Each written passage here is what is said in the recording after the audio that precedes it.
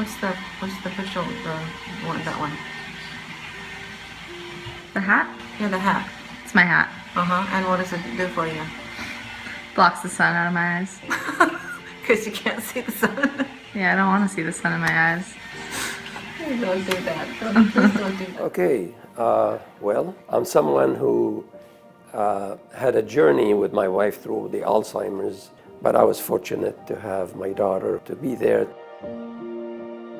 My mom was a nurse basically her whole life, an emergency room nurse for part of it, which is a really tough job. Worked at Mission Hospital for many, many years. Actually, the last year she worked at Mission Hospital was the year, we started to see signs of the disease. My mom was worried about getting Alzheimer's her whole life because her father had the disease as well, but at a much older age. But it was always something on her mind, and she was always really cognizant of that. And so when this started happening and she started having, kind of problems at work, that's scary because as a nurse, you forget something that could be really harmful to a patient. I took her to this doctor, neurologist, and she interviewed her, and she had me sit in the background. She would look at me to see if my wife was saying, the correct answers or, At the end of an hour and a half of questioning, she basically told us that I feel like I'm 100% sure that you have Alzheimer's.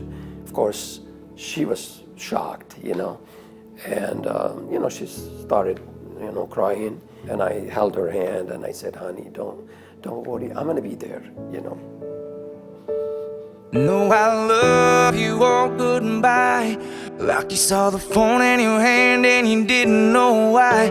It's crazy how you come and go so fast. The first few years were not really very drastic. Okay, she forget things and she'll ask again the question. But then gradually the disease is taking its course, and we had to adjust every step of the way. She wants to give you another kiss, I think. Huh? Oh. Thank you. Young onset Alzheimer's is so interesting because you look at this person and you would never assume they have Alzheimer's. So, my mom and I would be out at a store or something, and she would just start telling a random story to a stranger that, I've never heard and is, clearly something she made up. But it's like, how do you communicate to that other person in the moment, that this person has Alzheimer's, and you don't want to offend my mom. So, we're kind of just like playing this eye contact game with each other, like trying to figure out what's going on. And so, like my dad said, you have to laugh in those moments and just go along with it. Okay. Time to take a nap in the middle of a walk in the backyard. Okay. She just loved people and would go up to anyone, loved children, would just say hi to any child that was around, loved pets, all this stuff. It was just so sweet. Like if warmth was a person, like that's my mom. I love you too. I love you so much. I love you so much. Thank you, baby. You're welcome. We said I love you like all day long. Like she could say I love you until she couldn't talk anymore. And so, when there's nothing else to say, it's just like, I love you. And she would just be like, I love you, all the time. Like we'd say it so often, like way more than you'd ever say to anybody, in your life. But I don't think I said, I love you all the years I have known her. I don't think I said as many I love yous as in the last, 10 years, Mike. I love you. What do you mean? I love you. I love you. I know. Hey, baby.